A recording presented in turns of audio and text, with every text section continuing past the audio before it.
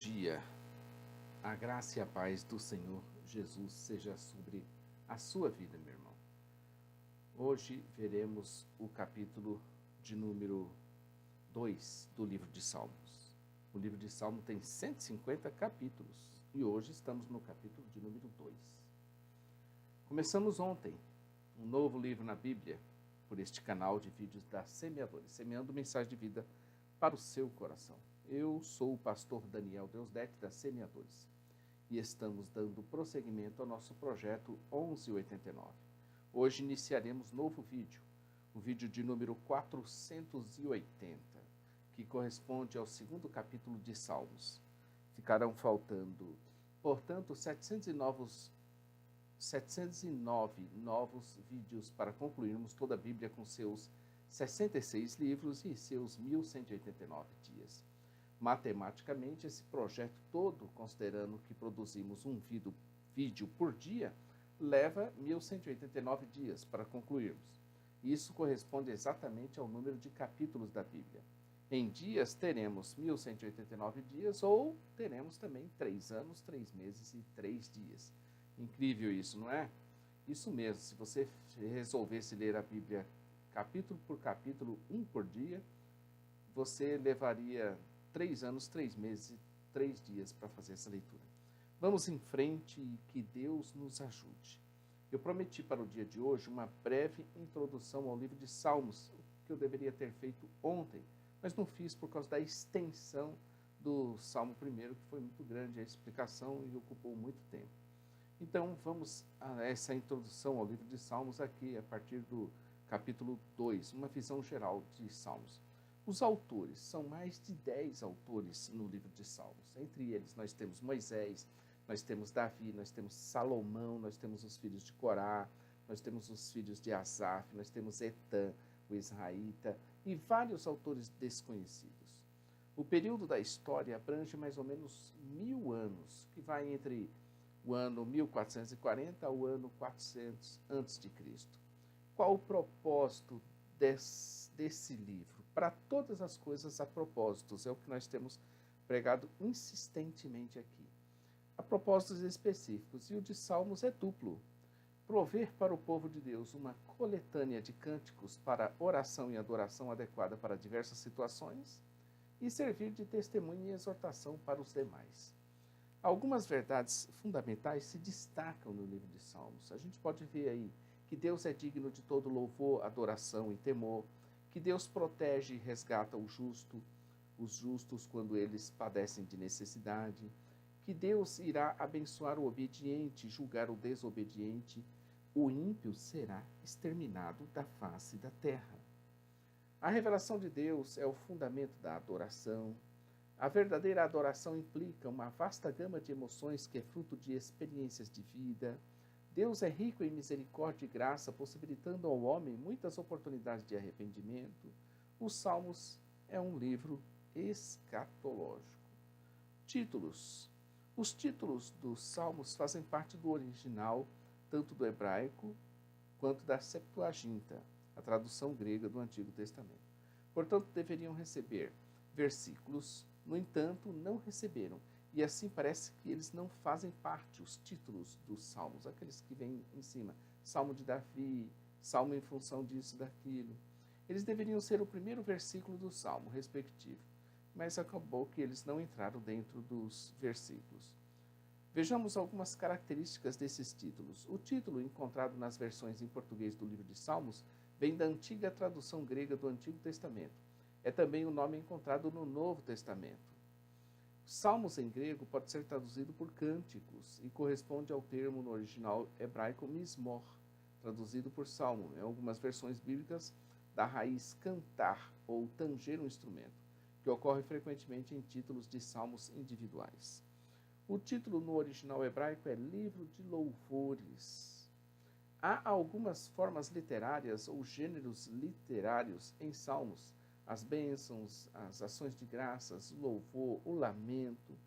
Há muitos salmos de lamento do que louvores, há mais salmos, se bem que os de lamento, ao final, todos expressam confiança ao Senhor. Abacuque 3 apresenta um salmo isolado, que contém títulos antes e depois do texto do poema. Os títulos de autoria e gênero aparecem antes do Salmo, Abacuque 3:1, mas as instruções com o respeito a quem deve fazer uso do Salmo, o mestre do canto, Abacuque 3:19, da instrumentação, instrumentos de corda, Abacuque 3:19 aparece no final. Essa é uma indicação de que títulos semelhantes nos salmos podem fazer parte do final do salmo que procede aquele para o qual eles foram listados. Os títulos podem ser divididos em 5 tipos básicos. Os de autoria, a maioria dos salmos foi composta por Davi, que escreveu 73 deles. Faça as contas, 150 dividido por 2, nós teremos. Então, Davi escreveu 150, 75, né? 2 vezes 5, 10, 17, 14. Isso, 75. Davi escreveu quase 50% deles, 73 dele. A maioria dos seus salmos se encontra nos 2 primeiros livros, embora haja uma pequena coletânea deles no Salmo 138 ao 145. Asaf escreveu 12, os filhos de Coré escreveram 9, Salomão escreveu 3, Etã, o Esraíta, escreveu o Salmo 89, Moisés escreveu o Salmo 90, em que fala da brevidade da vida. Cada um escreveram diversos salmos. E 51 salmos foram escritos de forma anônima, são chamados órfãos ou anônimos. Então, nós temos esses títulos sendo divididos em 5 tipos básicos. O primeiro de autoria, o segundo os históricos. De fato, eles podem nos ajudar, os históricos, na indicação da origem dos salmos, mas isso é relativo. Nós temos aí de exemplo o Salmo 3, o 7, o 18 e diversos outros. Eles são menores em quantidade do que os de autoria, e a autenticidade dos títulos históricos também tem sido muito discutida. Nós temos os de notações musicais, são de notações musicais mismor, salmo, da raiz verbal cantar, shir, cântico, o termo selá, geralmente você vê, então desconhece esse significado correto do termo selá. Ao mestre de canto, ver o Salmo 140, segunda melodia, os lírios do testemunho. Tem os salmos de gênero. Há muitos termos nos títulos que procuram classificar os salmos em diferentes estilos literários. Exemplo, mismor, shir, shigaion. 2 desses termos podem ocorrer em um único título de salmo. E os de instrumentos para o culto, instruções para o culto. Ocasionalmente, o título indicava como o salmo funcionava no culto formal. Os mais conhecidos desses títulos são os cânticos de romagem, Salmo 120 ao 134, e o cântico para o dia de sábado, Salmo 92. A estruturação dos livros de salmo. A tradição divide o saltério em 5 grandes partes, e nós também vamos dividir o nosso estudo em 5 grandes partes, que correspondem aos 5 livros de Moisés. Por isso que foi dividido em 5, para fazer uma analogia lá com os 5 livros de Moisés. Cada livro termina com uma odoxologia e tem outras características que os distinguem dos outros. Então, o primeiro livro vai do Salmo 1 ao 41. O segundo livro, do Salmo 42 ao 72. O terceiro, do 73 ao 89. O quarto, do 90 ao 106. O quinto, do 107 ao 150. Então, nós estamos na primeira parte, que vai do Salmo 1 ao 41. Poderemos também fazer as seguintes classificações de gênero: hinos de louvor, hinos de lamento, queixas ou petições. Na poesia hebraica, os lamentos normalmente incluem os seguintes elementos: um discurso a Deus, uma expressão de queixa emocional do autor, uma expressão de confiança no Senhor, um pedido de ajuda a Deus, uma expressão de louvor e, às vezes, uma confissão de culpa. Esses são os hinos de lamentos. Os de salmos de ações de graça, temos aí o Salmo 18, 66, 107, 118, 38. Os cânticos de confiança ou de fé ou misericórdia, exemplo, Salmo 23, Salmo 121, Salmo 131. Os salmos reais, uma vez que o rei do universo é o tema dos salmos, e uma vez que Davi, o reino humano, é o autor e tema de muitos salmos, a realeza é uma instituição e um conceito importante no saltério. Então você vê aí o Salmo 2, o 20, o 21, o 24, o 45, 47, 95. E temos também os salmos de sabedoria. Salmo 1, Salmo 2 é de sabedoria, o 37, 49. Os salmos, quanto ao estilo poético e recursos. A poesia é uma forma de comunicação escrita que dá atenção especial ao modo como a mensagem é transmitida ao leitor. Reparem no Salmo 23, o Senhor é meu pastor. É muito poético, né? Outros recursos literários. Paralelismo. Esse recurso literário é de longe o mais predominante em toda a poesia hebraica. Quiasmos ou quiasma em grego, né? Formado com a letra X, é uma figura de linguagem ou uma figura de música em que elementos são dispostos de forma cruzada. O nome se deriva da letra grega, ela tem uma representação igual a um X, qui, e em latim quiasmos, como ainda hoje no inglês, alemão e outras línguas, e sofreu uma alteração no português, por causa da pronúncia do italiano, que pronuncia o CH como K. Então nós temos exemplos de quiasmos na Bíblia. Exemplo, Salmo 20, versos 8 a 11, Isaías 6, 10, João 5, de 19 a 30. E temos os acrósticos. Um bom exemplo de acróstico é o próprio Salmo 119, o qual as estrofes estão dispostas de acordo com o alfabeto hebraico, começando cada verso de uma determinada estrofe com a letra da estrofe. A teologia dos Salmos.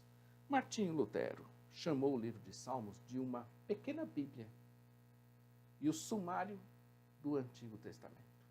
Esse foi o resumo que ele fez a respeito do livro de Salmos. E no livro de Salmos nós vamos encontrar muita coisa interessante. O que nós encontramos de Cristo em Salmos? Os Salmos apontavam para o Messias. Jesus, os discípulos e os apóstolos fizeram grande uso do livro de Salmos. Jesus é ao mesmo tempo o cantor, Hebreus 2,12, e o tema dos cânticos.